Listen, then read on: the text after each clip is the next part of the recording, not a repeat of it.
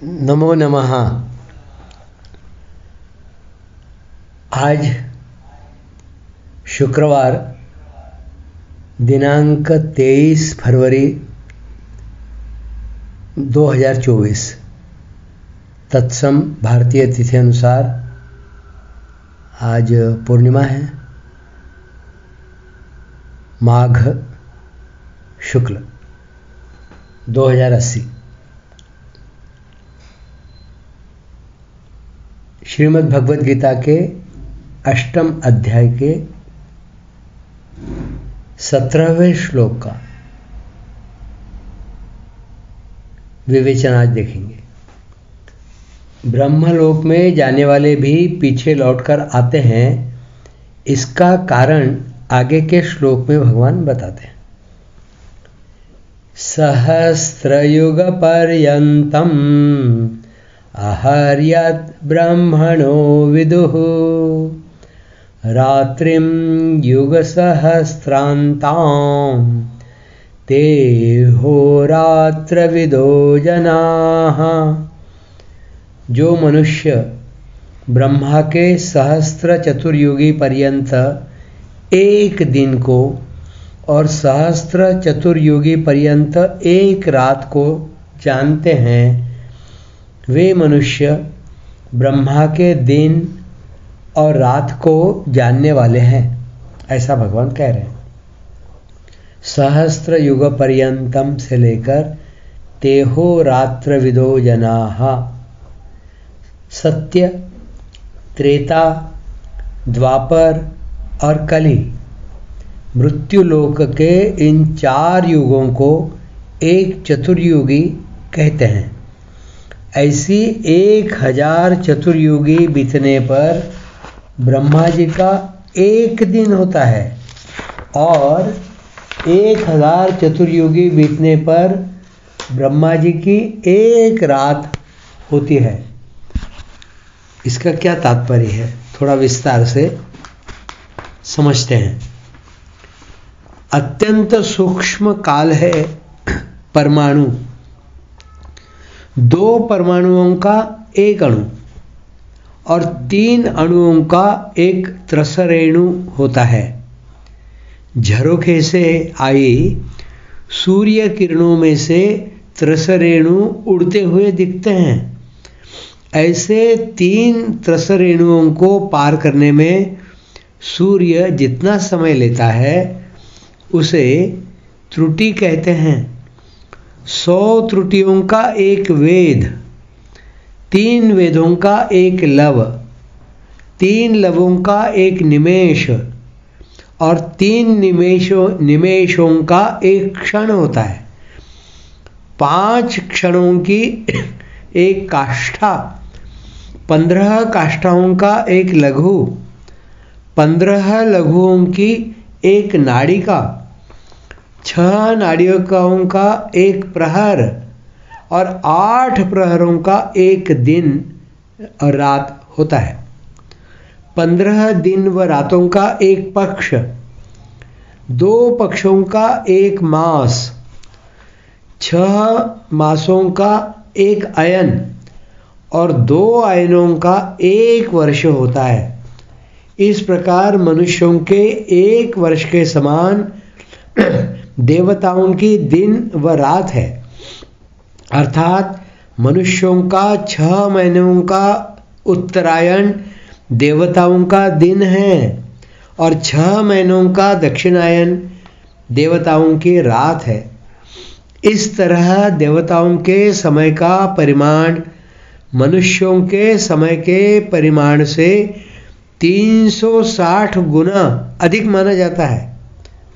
इस हिसाब से मनुष्यों का एक वर्ष, देवताओं के एक दिन व रात, मनुष्यों के 30 वर्ष, देवताओं का एक महीना और मनुष्यों के 360 वर्ष देवताओं का एक दिव्य वर्ष है। ऐसे ही मनुष्य के सत्य, त्रेता, द्वापर और कली ये 4 युग बीतने पर देवताओं का एक दिव्य युग होता है अर्थात मनुष्यों के सत्य युग के 17,28,000, त्रेता के 12,96,000, द्वापर के 8,64,000 और कली के 4,32,000, ऐसे कुल 43,20,000 वर्षों के बीतने पर देवताओं का एक दिव्य युग होता है। इसको महायुग और चतुर्युगी भी कहते हैं। मनुष्यों और देवताओं के समय का परिमाण तो सूर्य से होता है, पर ब्रह्मा जी के दिन व रात का परिमाण देवताओं के दिव्य युगों से होता है। अर्थात देवताओं के 1,000 दिव्य गुणों का, अर्थात मनुष्यों के 4,32,00,000,000 वर्षों का ब्रह्मा जी का एक दिन होता है, और उतने ही दिव्य युगों की एक रात होती है। ब्रह्मा जी के इसी दिन को कल्प या सर्ग कहते हैं और रात को प्रलय कहते हैं। दिन रात की इसी गणना के अनुसार 100 वर्षों की ब्रह्मा जी की आयु होती है। ब्रह्मा जी की आयु के 100 वर्ष बीतने पर ब्रह्मा जी परमात्मा में लीन हो जाते हैं और उनका ब्रह्मलोक भी प्रकृति में लीन हो जाता है तथा प्रकृति परमात्मा में लीन हो जाती है। कितनी ही बड़ी आयु क्यों न हो, वह भी काल की अवधि वाली ही है। ऊंचे से ऊंचे कहे जाने वाले जो भोग हैं वे भी संयोगजन्य होने से दुखों के ही कारण हैं। ये ही संस्पर्शजा भोगा दुख योनय एवते, श्रीमद् भगवद गीता के 5वें अध्याय में यह बात आई है। और काल की अवधि वाले हैं, केवल भगवान ही कालातीत हैं। इस प्रकार काल के तत्व को जानने वाले मनुष्य ब्रह्मलोक तक के दिव्य भोगों को किंचित मात्र भी महत्व नहीं देते। ब्रह्मा जी के दिन और रात को लेकर जो सर्ग और प्रलय होते हैं उसका वर्णन अब आगे के 2 श्लोकों में करते हैं।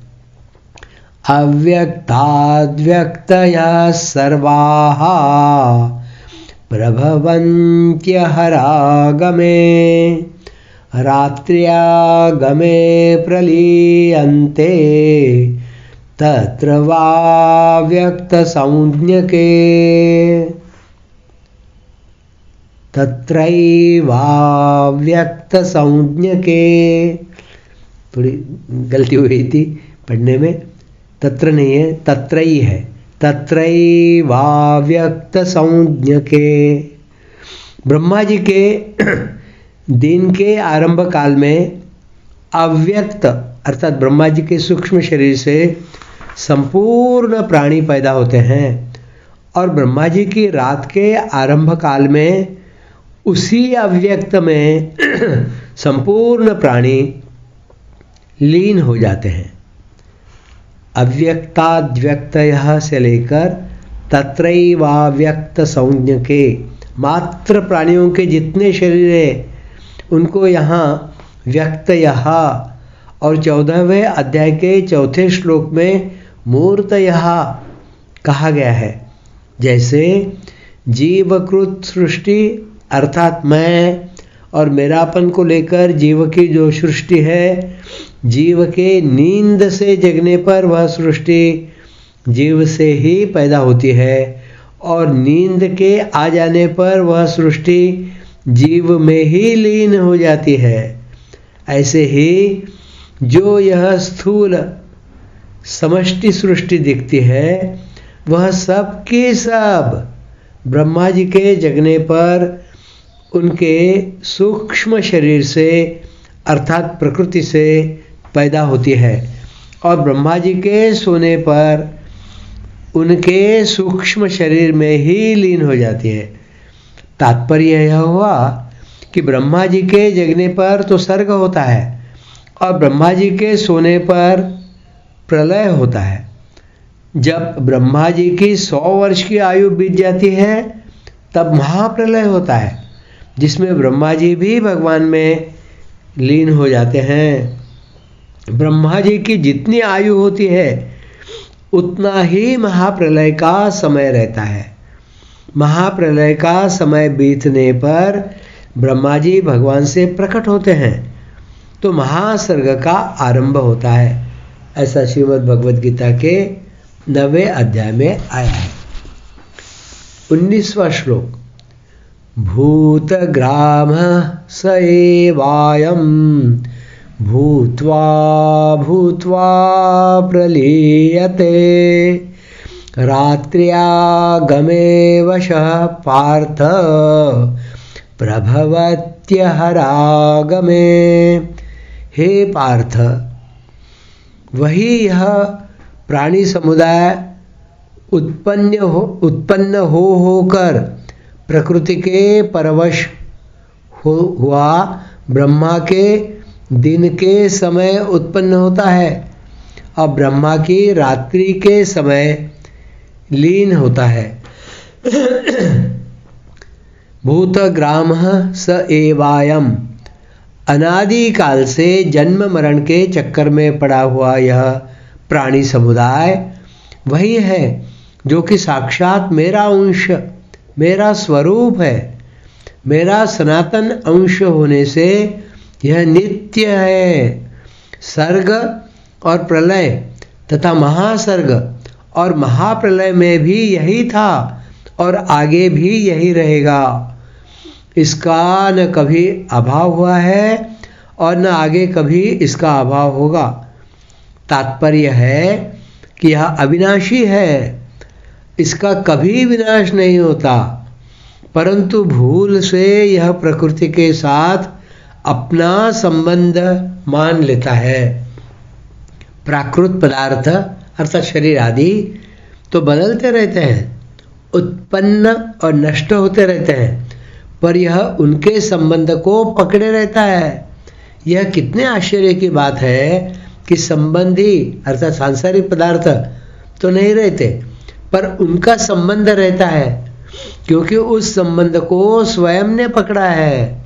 अतः यह स्वयं जब तक उस संबंध को नहीं छोड़ता तब तक उसको दूसरा कोई छुड़ा नहीं सकता।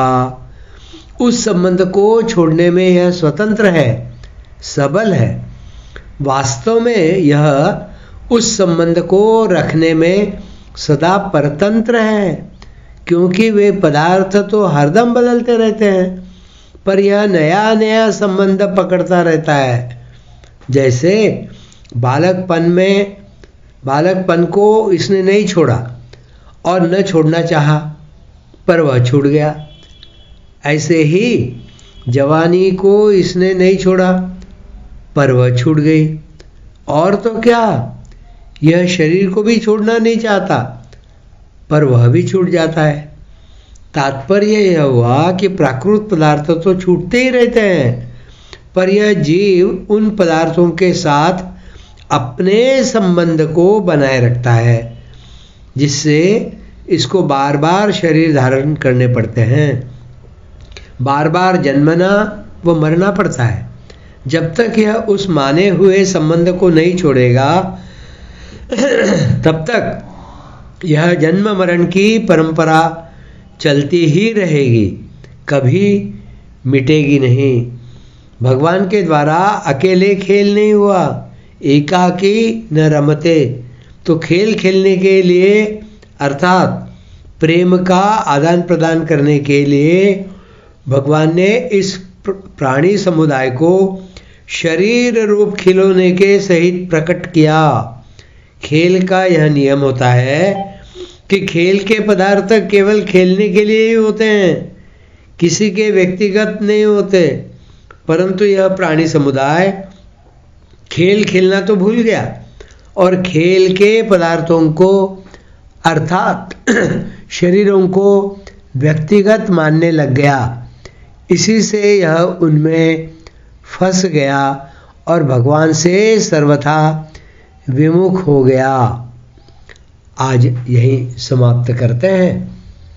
आगे का जो शेष भाग इस 19वें श्लोक का रह जाता है, उसे आगे उसका विवेचन देखेंगे। धन्यवाद।